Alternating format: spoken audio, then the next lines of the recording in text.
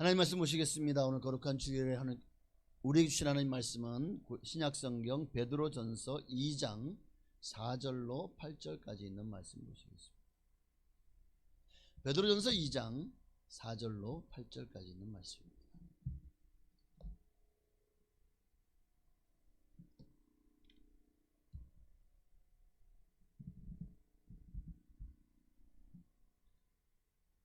네, 4절부터 8절까지 있는 말씀을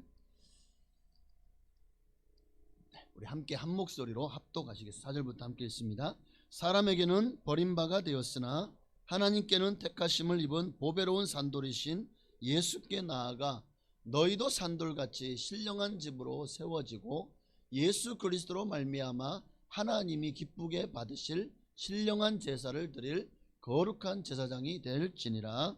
성경에 기록되었으되 보라 내가 택한 보배로운 모퉁이 돌을 시온에 두노니 그를 믿는 자는 부끄러움을 당하지 아니하리라 하였으니 그러므로 믿는 너희에게는 보배이나 믿지 아니하는 자에게는 건축자들이 버린 그 돌이 모퉁이의 머릿돌이 되고 또한 부딪히는 돌과 걸려 넘어지게 하는 바위가 되었다 하였느니라. 그들이 말씀을 순종하지 아니하므로 넘어지나니 이는 그들을 이렇게 정하신 것이라. 아멘. 자, 오늘은 신령한 집으로 세워지고 라는 말씀으로 말씀을 통해 함께 은혜를 나누기를 원합니다. 자, 하나님께서 애굽에서 이스라엘 백성들을 구원하셨죠.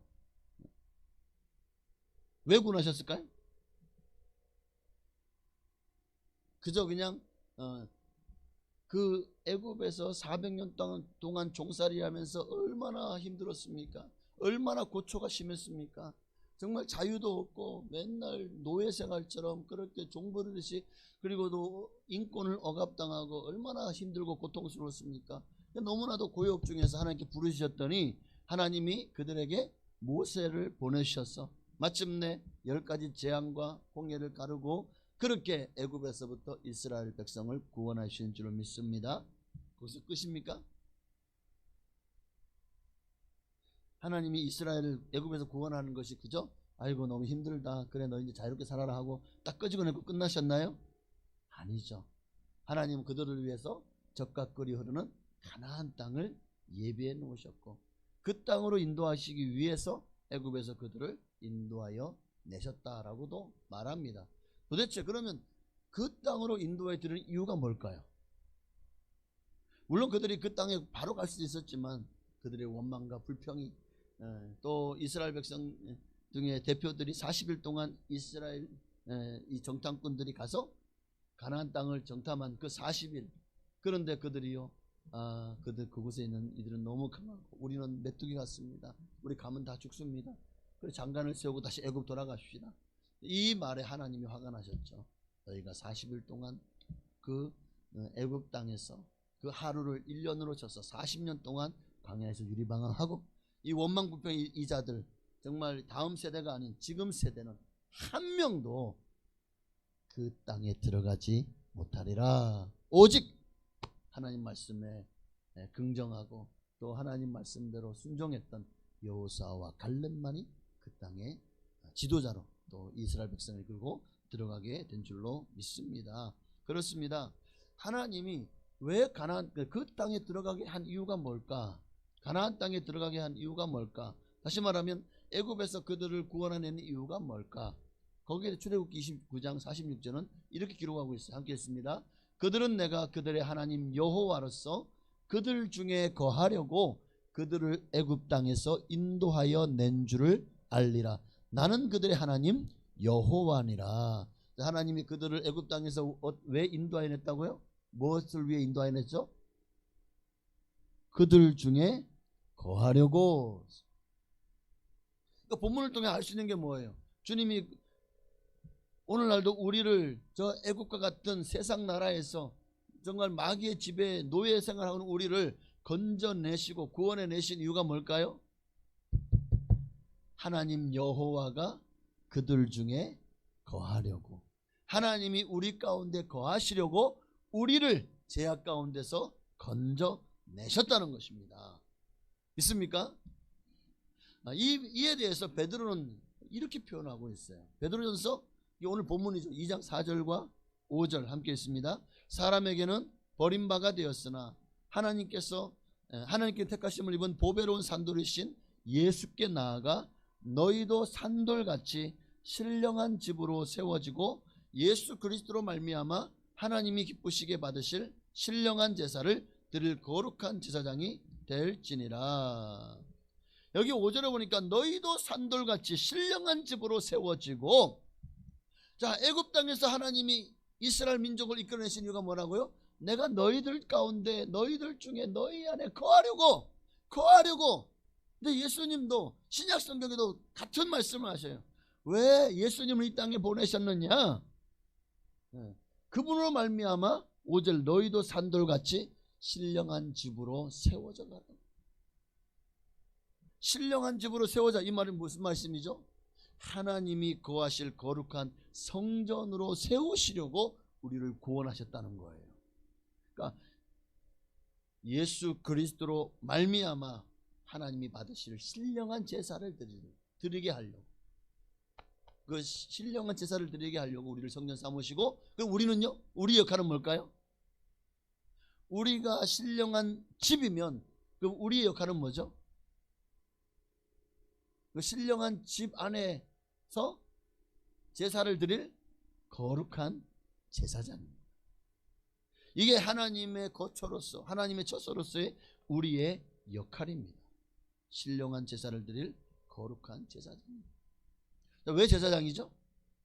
하나님은 우리를 하나님을 위해서 거룩한 처소로 신령한 집으로 세우셨습니다. 그리고 우리를 거룩한 제사장으로 그 집의 제사장으로 임명하셨습니다. 지금 이유성이라고 하는 집의 제사장은 누굽니까? 이유성이에요. 네. 여러분이라고 하는 집의 제사장은 누굽니까? 여러분 자신이에요. 그래서 이 시대는, 이 은혜 시대 이후로는 지금까지 만인 제사장, 우리 모두가 다 하나님 앞에 제사장. 그래야만, 여러분 생각해 보십시다. 하나님의 성전에 그 안에 들어갈 수 있는 사람은 어떤 사람입니까? 아무나 들어갈 수 있나요? 이방인 들어갈 수 있나요? 그러면 유대인 온갖 12지파 중에 아무나 들어갈 수 있는 곳이 아니죠. 성전 안에는 누구만 들어갈 수 있죠? 제사장만 들어갈 수 있잖아요. 성소와 지성소로 나눠져 있는 그 성전 안에는 오직 제사장만이 들어가서 그곳에서 분향하고 또 진설병을 올리고 그리고 하나님 앞에 제사를 드릴 수가 있는 거예요. 그렇게 하나님은 나를 성전 삼으시고 나를 제사장으로 임명하신 겁니다. 우리에게 말씀하십니다. 거룩한 제사장이 되라고. 또한 베드로전서 2장 9절, 다음 구절이죠. 함께 했습니다. 그러나 너희는 택하신 족속이요 왕같은 제사장이요 거룩한 나라요 그의 소유가 된 백성이니 이는 너희를 어두운 데서 불러내어 그의 기이한 빛에 들어가게 하시니에 아름다운 덕을 선포하게 하려 하심이라. 여기도 보니까 이제 거룩한 제사장이 되라고 하셨고, 또 2장 9절에는 뭐라고 말씀하셔요? 너희는 이미 왕같은 제사장이다 라고 말씀하십니다. 왕같은, 하나님이 왕이시잖아요. 자, 왕의 옆에는 어떤 사람들이 같이 살죠? 왕과 함께 사는 이들은 대부분 왕족들이죠. 그의 아내와 또 그와 함께하는 가족들이 왕과 함께 궁에 살지 않나요? 아니에요? 옛날에 우리가 조선시대에 무슨 궁이야? 경복궁, 창덕궁, 무슨 궁이 있어? 거기에서 왕이 살던 그 궁 전이 있잖아요. 그럼 거기에는 정말 병사들이 아주 그냥 팔수하면서 왜 그 안에 있는 이들을 보호하려고, 그 안에 누가 있길래 그렇게 보호하려고 하는 거예요? 왕족들이 있으니까 보호하려고 하는 거잖아요. 하나님은 우리의 아버지시죠. 우리는 자녀입니다. 하나님은 왕이시죠. 그럼 우리는 그 하나님의 자녀요 왕족입니다. 그러니 주님은 우리에게 뭐라고 말씀하십니까? 너희는 왕 같은 제사장들이다 라고 말씀하는 거예요. 자, 그러니 하나님이 우리를 왕 같은 제사장을 세우시기 위해서 어떻게 너희를 어두운 데서 불러내었다라고 말합니다. 죄악 가운데서 멸망의 길로 가는 우리를 정말 마귀의 종노릇하면서 그렇게 애굽에서 400년 동안 종살이하던 그들과 같이 마귀에게 종노릇하던 우리를 그 사망의 골짜기에서 우리를 건져내셨습니다. 누가? 하나님이 바로 예수 그리스도를 통해서 건져내신 줄로 믿습니다. 왜 건져내셨죠? 내 안에 거하시려고. 이스라엘 백성을 왜 건져내셨죠? 하나님이 그들에게 그들을 가운데 거하시려고. 하나님 우리를 건져내신 이유가, 우리를 구원하신 이유가 우리 안에 거하시려고 나를 성전 삼으시고, 그리고 내 안에 지금 와 계시는 줄로 믿습니다. 나를 신령한 집으로 세워가시고, 그리고 나에게 어떤 직분을 맡기셨다고요? 제사장의 직분을 맡기셨다는 것입니다. 더 이상 어두운 가운데 있지 않고 우리를 어디로 들어가게 하시려고요? 그의 기이한 빛에 들어가게 하시려고. 자, 성전 안의 지성소는 하나님의 임재의 상징이죠. 그 안에 있는 법궤, 그 법궤는 하나님의 임재를 상징하지 않습니까? 그러니까 하나님이 우리를 부르신 이유는 뭐냐? 하나님의 임재 안에 들어가게 하시려고.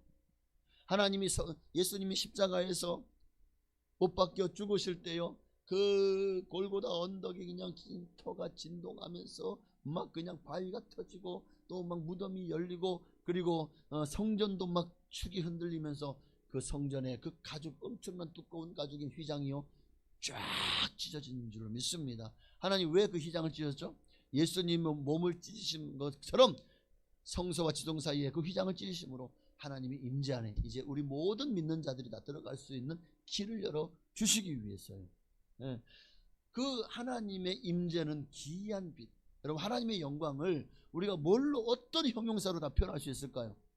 하나님의 영광을, 하나님의 임재를, 여러분, 하나님의 그 보좌 앞에 나아갔던 사람들마다 그 영광을요, 우리가 가진 인간의 형용사로는 표현할 수가 없어요.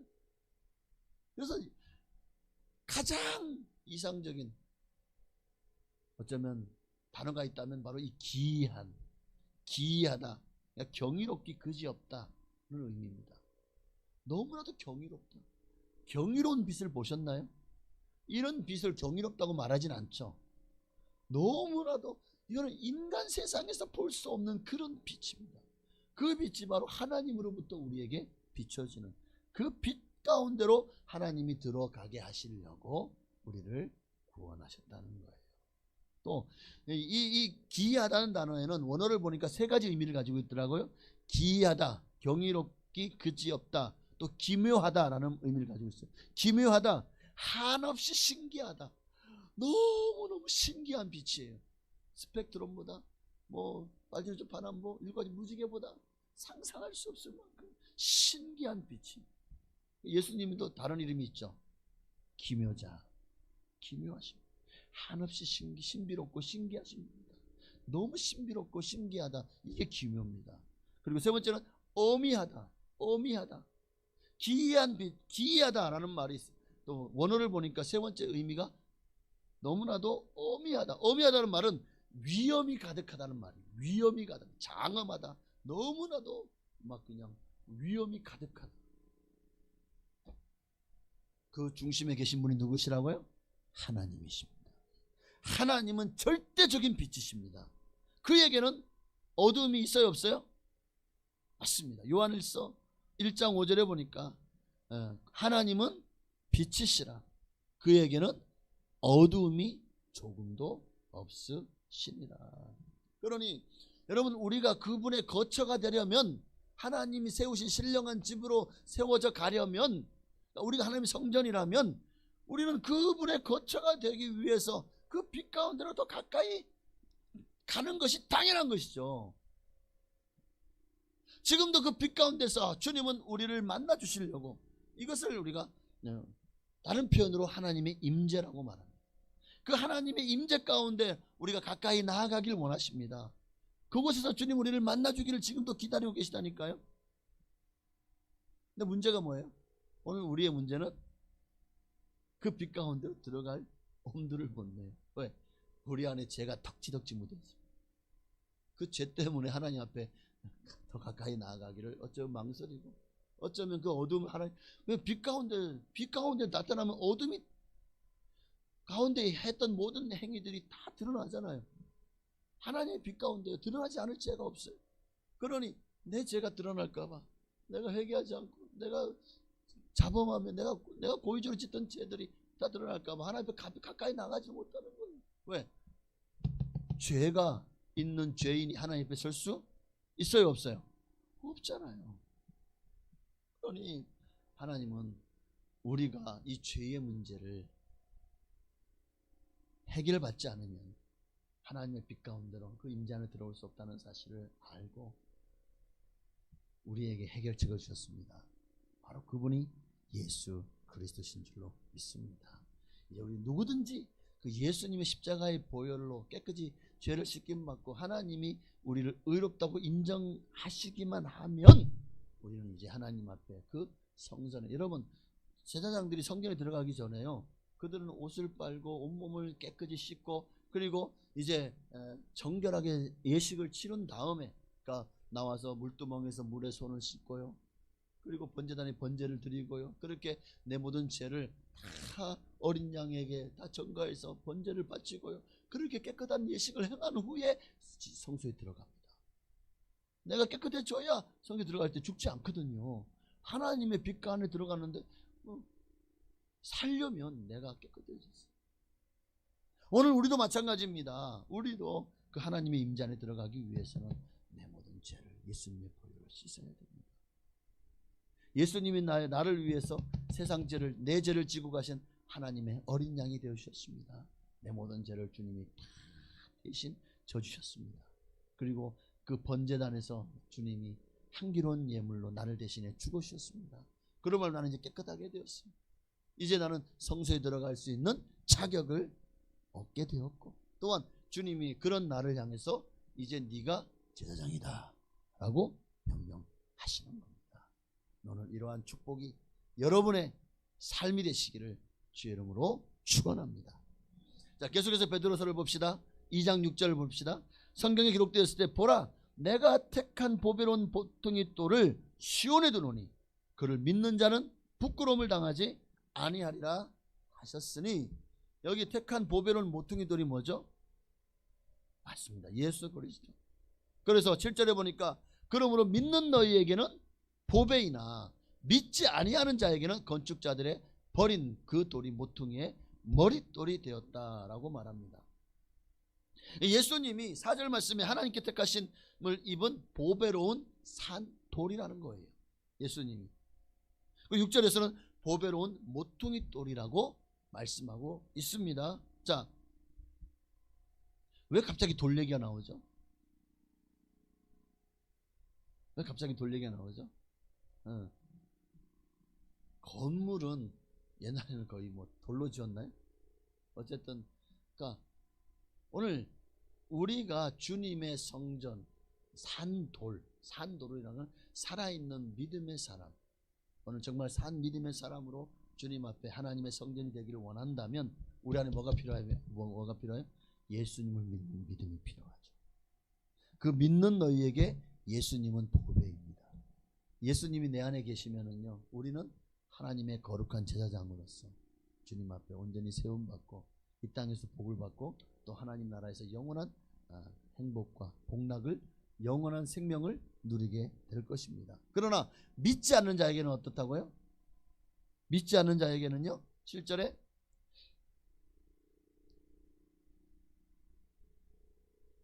그렇죠, 건축자들이 버린 그 돌, 믿지 않는 자라는 것은 바로 그 돌을 버렸다. 우리가 그 돌을 버렸다. 예수님을 버렸다. 그러나 그 버린 돌이요, 여러분 건물의 머릿돌이 하는 역할이 뭡니까? 그 건물의 주축이죠. 기둥이죠. 기둥을 받치는 돌이죠. 그 머릿돌이 그렇게 중요하잖아요. 예수님이 바로 그런 돌이 되었어요. 그러니까 이 사람들이 보기에 너무 기이하다라고 말하는 거죠. 또한 예수님이 그 모퉁이의 머릿돌이 되었다는 말은 다른 이게 어떤 의미를 가지냐면 8절의 의미를 가집니다. 또한 부딪히는 돌과 걸려 넘어지게 하는 바위가 되었다는 거예요. 예수님이 내게 보배가 되실 것이냐 아니면은 나에게 걸려 넘어지는 바위가 될 것이냐. 이 바위 앞에서 그 바위가요 다 부셔뜨립니다. 믿지 않는 자들은 그 바위가 하는 일이 뭡니까? 다 부셔버리는 역할을 합니다. 그러나 우리에게 예수님은 반석이 되십니다. 우리는 그 위에서 든든하게 성전으로 세워져 갑니다. 그러니 어떤 태풍이 몰아쳐도 흔들리지 않는, 왜요? 우리 주추를 반석 위에 세운 영혼이라. 그러니 여러분에게 주님은 반석입니까? 아니면 걸려 넘어지는 바위입니까?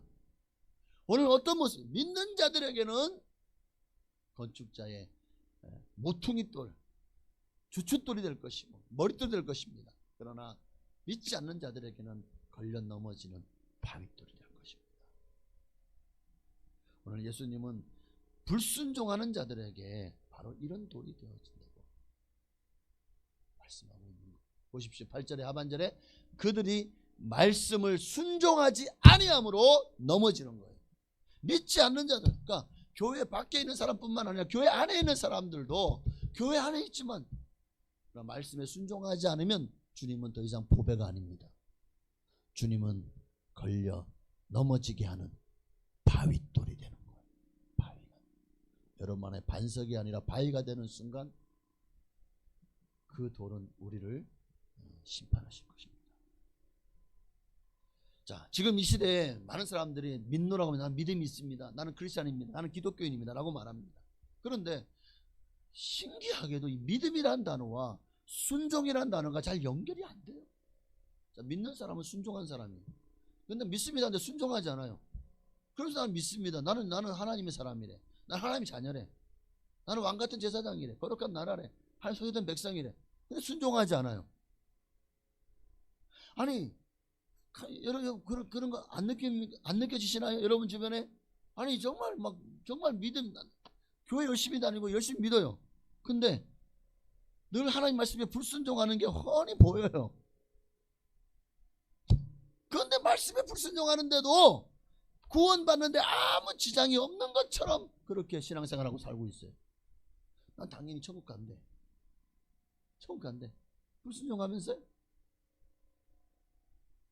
에이, 하나님이 불순종해도, 아니 우리가 자식이 때로는 불순종하기도 하고 자녀들이 속썩이기도 하고 거짓말하기도 하고, 그래도 호적에 파버려요?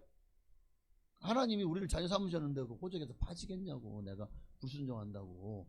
그러니까 걱정하지 마. 이미 구원받았으면 아무리 죄를 져도 하나님이 나를 천국을 인도해 주실 거야. 왜? 자식이니까.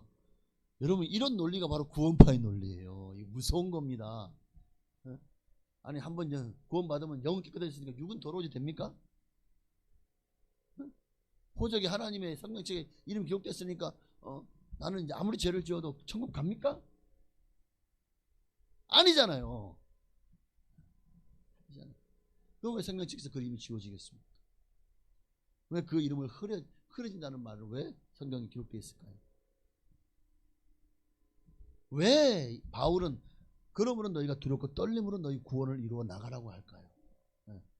우리가 구원받은 것으로 끝나는 것이 아니라 지금 우리는 광야를 살고 있습니다.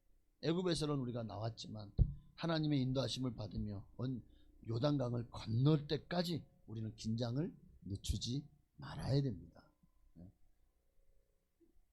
이 시대는 불순종을 해도 구원받는데 아무 지장이 없는 줄 알아요. 근데 많은 성도들이 그렇게 생각을 하고 있는 것 같아요. 이게 안타까운 일입니다. 여러분 기억하십시오. 불순종은 불신입니다. 불신이란 말은 믿지 않는다는 말이죠. 나 예수 믿는데요? 불순종하네? 근데 예수 믿어요. 불순종하잖아. 나 그래도 교회 다니고 예배 드리는데요? 불순종하는데? 아니 그래도 나 헌금도 하고 봉사도 하고 구역 예배 드리고 그래도 이 성경도 읽고 그러는데요? 불순종하잖아. 그러면 그 사람은 성도예요? 불신자예요? 교회 다니잖아요. 열심히 주일 예배 안 빠지고 나오는데요? 성도예요? 불신자예요? 열심히 기도도 하고 아멘도 하는데요? 전도도 하는데요? 근데 불순종해요. 말씀을 내 속에는 옳은 대로 행해요. 하나님의 뜻보다, 하나님이 주신 사명보다 내가 원하는 대로 신앙생활을 해요. 하나님 이거 받으세요? 난 이 길을 원하는데? 하나님 나는 이게 더 좋아요. 나 이거 받으세요. 이거 아니면 안 돼요. 하나님 밀당할까요? 여러분, 이게 이미 불순종인 거예요. 불순종은 불신입니다. 그리고 불신자가 들어갈 천국은 분명하게 말합니다. 없습니다. 자, 히브리서 3장 10절, 이거 말씀 보십시다. 진짜인지 아닌지. 자, 함께 읽습니다. 또 하나님이 누구에게 맹세하사 그의 안식에 들어오지 못하리라 하셨느냐? 곧 순종하지 아니하는 자들에게가 아니냐. 교회 다닌다고 다 구원받는 게 아니라 그의 안식에 들어올 수 있는 자는 순종하는 자들이다. 순종하지 않은 자들은 그의 안식에, 하나님 나라에 들어갈 수 없다는 겁니다. 여러분, 우리가 믿습니다. 맞아요. 믿습니다. 믿는다는 것은 하나님을 인정하고 신뢰할 뿐만 아니라 순종하는 뜻까지도, 순종한다는 뜻까지도 포함되어 있는 겁니다. 그러니까 성경은 분명히 말해요. 예수님은 순종하는 자에게 영원한 구원의 근원이 되어 주시겠다고. 순종하는 자에게 구원의 근원이 되시지 불순종하는 자에게 구원의 증거가 되지 않으시겠다는 거예요. 진짜 히브리서 5장 9절을 보십시다. 5장 9절이요. 온전하게 되셨은즉 자기에게 순종하는 모든 자에게 영원한 구원의 근원이 되시겠다고 말씀하시잖아요. 그러니까 순종이 구원의 결정적인 요소라는 거예요. 성경이. 믿으면 구원 받는다면서요. 맞죠? 그런데 또 여기 순종이 구원의 근원이네요. 순종이 구원의 결정적인 요소네요. 그럼 믿음과 행함이, 순종은 행함이, 그 믿음은 행함으로 구원받지 않는다면서요. 믿음으로 구원받는다면서요. 근데 왜 지금 행함을 강조하죠? 그게 아니에요. 믿음은 행함과 같이 간다. 믿음이 있다고 말하면서 불순종한다면, 믿음이 있다고 하면서 말씀에 대한 행함이 없다면, 믿음이 있다고 하면서 주님의 뜻을 내 뜻으로 다 바꿔버리고 내 속에는 옳은 대로 행한다면 이거는 믿음이 아니라는 거예요. 그러니까 믿음은 순종이다.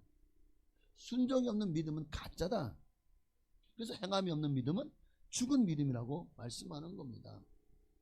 자, 주님이 어떻게 이스라엘을 구원해? 그들에게 말씀합니다. 너희가, 자, 말씀 봅시다. 출애굽기 19장 4절이요.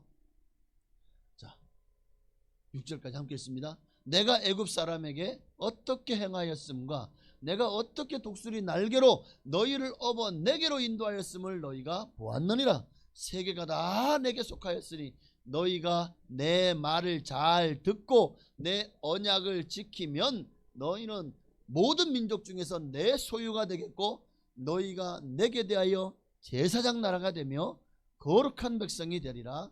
너는 이 말을 이스라엘 자손에게 전할지니라. 자, 누가 제사장 된다고요?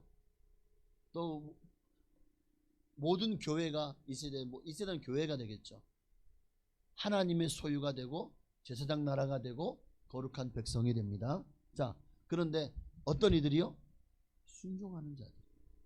그게 이 말이잖아요. 자, 5절에 너희가 내 말을 잘 듣고 내 언약을 지키면, 한마디로 말하면 하나님의 말씀에 순종하면 너희가 내 소유다. 하나님 나라는요, 하나님의 소유만이 들어갈 수 있는 장소입니다. 하나님의 소유가 아닌 것은 다 커트라인에서 잘립니다. 여러분은 하나님의 소유입니까? 옆에 계신 분에게 당신은 하나님의 소유입니까? 물어봅시다. 시작. 하나님의 소유가 맞아요? 당신이 하나님의 것입니까? 진짜예요? 당신이 주인 아니에요? 하고 다시 한번 옆에 계신, 당신이 주인 아닌가요? 자, 시작. 네. 자, 누가 주인이래요? 하나님이래요? 자기래요? 네? 누가 주인입니까? 하나님은 이미 구약에서부터 말씀에 순종하면 제사장 나라가 되고 거룩한 백성이 될 것을 언약하셨다고요. 약속하셨습니다. 자, 그 약속에 이스라엘 민족은 그 약속을 받아서 다 천국 갔나요? 성공했나요? 아니, 이스라엘 민족은 다 실패했어요. 다 순종에 실패했다는 거죠. 신의 산에 주신 그 언약의 말씀에 이들은 불순종으로 일관했습니다. 하나님이 늘 구름기둥으로 불기둥으로 함께하는 걸 보고 반석에서 물이 터지고 날마다 새벽마다 가면 만나가 내려져 있는 것을 보면서 하나님이 살아계심을 보면서도 그들은요 불순종, 그러니까 이스라엘 민족 하면 불순종이 그들의 대명사가 되어버렸어요. 기가 막힌 거예요. 자, 이 말씀을 오늘 사는 우리에게 한번 적용을 해보십시다. 자, 우리도 하나님이 어두운 데서 빛으로, 그러니까 마귀의 종살이 하던 그 애굽에서 모세의 지도로 출애굽했던 이스라엘처럼 예수님의 그 십자가의 보혈로 이제 우리 모든 죄가 사함받고 또 주님이 희장을 찢으시는 말미암아 하나님께로 갈 길이 열렸고 그렇게 죄로부터 해방되어서 우리도 홍해를 건넜습니다. 십자가로 홍해를 건넜습니다. 구원 받았습니다. 자, 하나님 우리를 구원하신 이유가 뭐라고요? 나를 내 안에 거하시려고, 나를 거처 삼으시려고. 이 말은 이제 너는 내 것이다는 거죠. 너는 내 것이다. 그러니까 이제는 네가 내게 순종하기만 하면, 이 말씀처럼 순종하기만 하면 너는 나의 소유다, 내 것이다. 그리고 나는 너를 제사장으로 그 직분을 맡기고 너는 제사장 나라가 되며 거룩한 백성이 될 것이다. 나의 자녀가 될 것이다. 그리고 네가 즐겨 순종하면 내 임재 안에 들어가서 살게 될 것이다. 내가 너와 영원히 함께 하겠다. 문제는 뭡니까? 문제는 뭐죠? 우리가 불순종한다. 우리가 하나님 앞에 범죄하고 있다는 거예요. 하나님은 거룩한 분이죠. 그러니까 그 하나님의 거룩 앞에 우리의 온갖 오물과 죄로 완전히 그냥 뒤범벅된 상태로 주 앞에 나아가서 살겠습니다. 못 살아요. 못 살잖아요. 하나님은 거룩하신 분이기 때문에 우리가 정말 그분의 임재 안에 들어가려면 반드시 선행해야 될 조건이 있어요. 그게 뭐죠? 하나님이 신의 산에 임했습니다. 그 신의 산에 하나님께로 가까이 나오라고 했을 때 이스라엘 백성들은 가까이 나아가지 못했죠. 왜 그랬을까요? 하나님이 하라고 하신 것을 하지 않았어요. 뭘 하라고 하셨는데 이걸 해야 그 하나님 인연 들어갈 수 있는 자격이 주어지거든요. 근데 이걸 안 해서 문제인 거예요. 이게 뭐죠? 출애굽 19장 10절에 보니까 11절까지 함께 있습니다. 여호와께서 모세에게 이르시되 너는 백성에게로 가서 오늘과 내일 그들을 성결하게 하며 그들에게 옷을 빨게 하고 준비하게 하여 셋째 날에 기다리게 하라. 이는 셋째 날에 나 여호와가 온 백성의 목정에서 신의 산에 강림할 것임이니. 하나님의 임재를 원한다면, 그 임재 안에 들어가기를 원한다면 준비해라. 뭘 준비하라는 거예요? 너희의 옷을 빨고 성결하라. 여기서 이스라엘 백성들은 옷을 빨라니까 옷은 빨았어요. 옷은 열심히 빨았어요. 깨끗하게 빨았어요. 근데 뭐가 문제죠? 주님이 말하는 성결함은 옷만 빨면 성결해지나요? 여러분은 옷만 세탁소에 갖다 맡겨가지고 그냥 깨끗하게 정말 흠도 티도 없이 완전히 말짱하게 만들면 그러면 죄가 없어지는 건가요? 아니잖아요. 마음의 옷을 빨아야죠. 성결하게 되려면 죄악으로 오염된 이 마음의 옷을 빨아야 되는 거예요. 근데 이스라엘 백성들은 옷은 빨았습니다. 그런데 마음의 옷을 빨지 않았어요. 마음의 옷을 빨지 않았어요. 죄를 회개하지 않았다는 거예요. 하나님 앞에 온전한 성결함으로 나아지는 못한 거예요. 주님은 거룩하신 분입니다. 거룩하신 분 앞에서 이런 구별되지 않은 마음, 이런 성화되지 않은 성결함이 없는, 레위기 20장 26절에도 뭐라고 말씀하고 있죠? 너희는 나에게 거룩할지어다.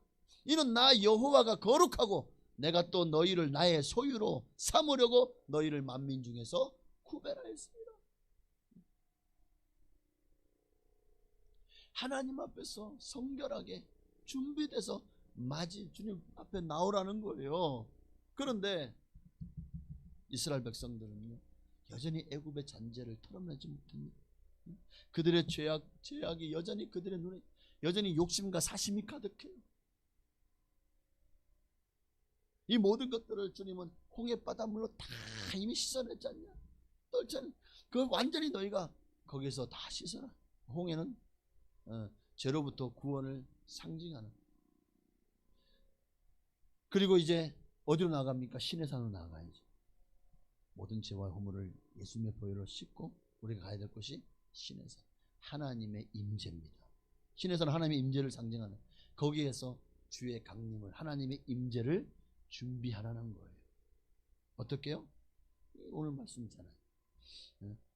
오늘과 내일 그들을 성결하게 하며, 출애굽기 19장 10절이요, 그들에게 옷을 빨게 하고 준비하게 하여 주님의 강림을 기다리게 하라는 겁니다.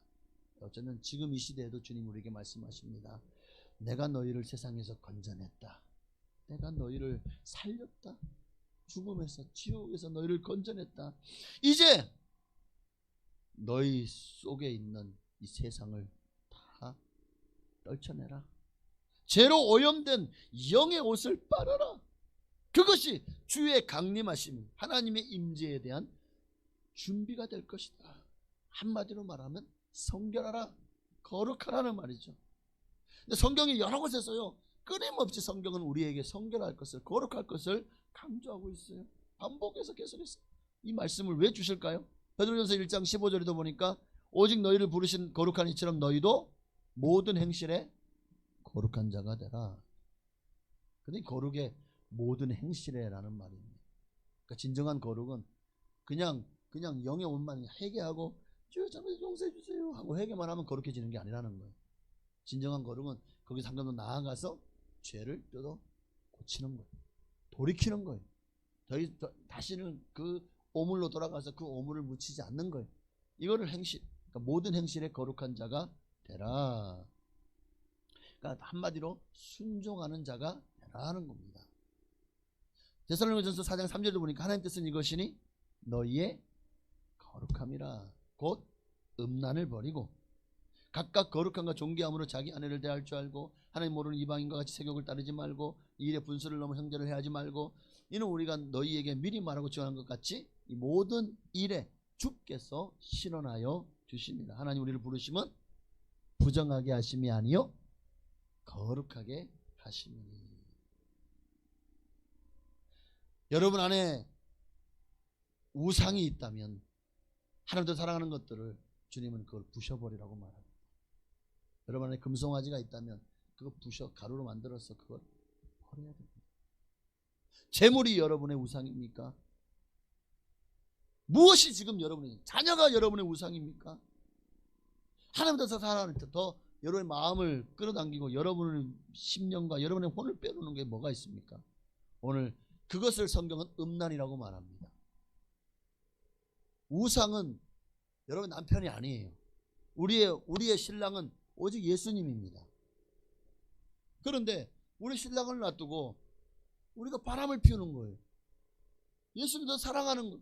자, 난 당신은 별로 사랑 안 해. 나는 이 남자는 너무 사랑해. 근데 이 남자하고 이미 결혼하기 약속하고 결혼할 때 잡아놨어. 근데 난 그래서 이 남자 더 좋아. 따라가가지고 동거를 해버려. 이게 뭡니까? 이게 바람 피는 거지. 이것을 성경은 음란이라고 말하고 있는 거예요. 네가 하나님이 아닌 다른 것에 음란하듯이 우상을 숭배하는 것. 오늘 우리가 예수 그리스도 외에 그 어떤 것들도 우리를 구원할 수 있는 것이 없다라는 사실을 기억하시고 어떻게 해야 됩니까? 다 세속에 찌든 물을 다 빼야 됩니다. 세상에 오염된 물을 전부 다 빼서 깨끗하게 씻김 받기를 바랍니다. 왜요? 하나님이 여러분을 성전 삼으시고 여러분 안에 임하시려고 하니까요. 우리는요 날마다 주의 강림을 준비해야 됩니다. 주님이 내 안에 오셔서 나를 생각하고 내 안에 거하실 수 있도록 우리는 날마다 우리의 마음의 옷을 빠르셔야 돼요. 하나님이요 얼마나 그분의 임재가 어미하고 장엄한지 출애굽기 19장 17절 19절 말씀을 보면 와 대단합니다. 대단합니다. 18절에 시내산에 연기가 자욱합니다. 여호와께서 불 가운데 막 그냥 산 전체가 불이 붙었어요. 그냥 조그만 요 앞에 덕선산만에 불이 붙은 게 아니라고. 시내산 그 어마어마한 산에 그냥 불이 붙었어요. 산 전체가 다 불타요. 근데 신기한 거는 불을 탈 만한 나무도 없는데 불이 타요. 시내산 여러분 그 그림 보셨어요? 저도 가보지 못했지만 완전히 황량한 그냥 산만이 민둥산이에요. 아무것도 없어요. 바위하고 돌멩이하고 흙만이 존재해요. 근데 거기에 불이 붙어 있어요. 아니 나무도 없는데 어떻게 불이 붙어 있죠? 뗄감이 없는데. 그러니까 하나님이 하시는 일이지. 그러니까 정말 하나님의 임재가 맞죠. 그 하나님 불 가운데 거기 강림하십니다. 연기가 옹기까마 연기같이 떠오르고 그리고 온 산이 크게 진동합니다. 뭘로 진동합니까? 19절에 보니까 나팔 소리가, 하나님의 나팔 소리가. 나중에 주님이요 우리를 데려오실 때도 하나님의 나팔 소리가 여러분에게 들리면 여러분은 구원받는 거예요. 하나님의 나팔 소리가 우리가 부른 그런 나팔과 아마 차원이 다를 것 같아요. 그죠? 영적으로 아마 우리의 온 영이 울릴 만한 그런 나팔 소리일 거예요. 그러면 주님이 오셨구나. 그분이 오셨구나. 아, 내가 휴거되는구나. 공중에 들어올려 주님을 영접해. 정말요. 육신의 옷이 싹 벗겨지고 내 몸이 중력의 더 이상 지배를 받지 않고 떠올라서 어디로? 주님 계신 곳으로 갑니다. 상상할 수 없는 그 장엄한 광경이 영적인 눈이 열리면 아마 그날에 온 지구상에 일어날. 그리고 나서 이제 이 땅에는 하나님이 범죄한 백성들에게 하나님의 진노를 퍼붓기 시작합니다. 그게 7년 대 환란이지 않을까요? 여러분 중에 한 사람도 나고자가 없기를 바랍니다. 그러려면 어떻게 됩니까? 시내산에 이게 지금 우리에게 좋은 비유가 될 수 있을 것 같아요.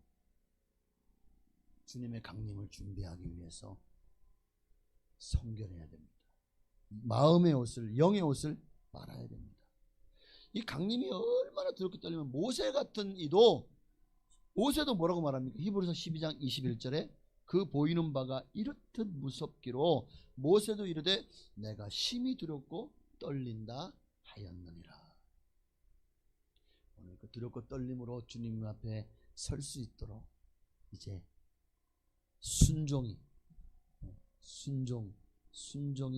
믿음입니다. 주님 우리의 믿음을 보시고 우리를 구원하십니다. 그 믿음은 나더러 주여 주여 말로만 주댕이만 둥둥 뜨는 믿음이 아니라 정말 하나님 앞에 하나님의 뜻대로 행하는 자라야 들어가리라.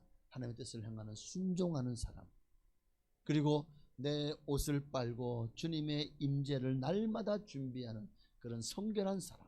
하나님은 그런 거룩한 자들을 택하셔서 당신의 나라의 제사장으로, 그리고 하나님의 나라의 왕자로, 왕노릇하는 하나님의 사람으로 우리를 천국에서 영원히 세워주실 줄로 믿습니다. 그러니 우리에게 이제 필요한 게 뭡니까? 하나님이 우리가 성결할 수 있는 모든 일을 다 부어주셨어요. 어떻게 해야 되지? 큰일 났네. 아니, 걱정하지 마세요. 예수님의 보혈이 있잖아요. 그러니까 진실, 우리가 뭐냐, 건성이 아니라, 형식이 아니라 정말 그 진실로 하나님이 나를 위해 십자가에 못 박힌 예수 그리스도의 그 보혈을, 그 은총을 내 마음에 받아들이고 믿으면 되는 거예요. 내 죄를 진실되게 회개하면 되는 거예요. 여러분 모두가 다 하나님을 부으신 그 은혜를 헛되이 받는 자 되지 마시고 마음의 옷을 빨고 성결하게 되어서 주님의 강림을 준비하시는, 하나님의 임재를 준비하시는 여러분 다 되시기를 주의 이름으로 축원합니다.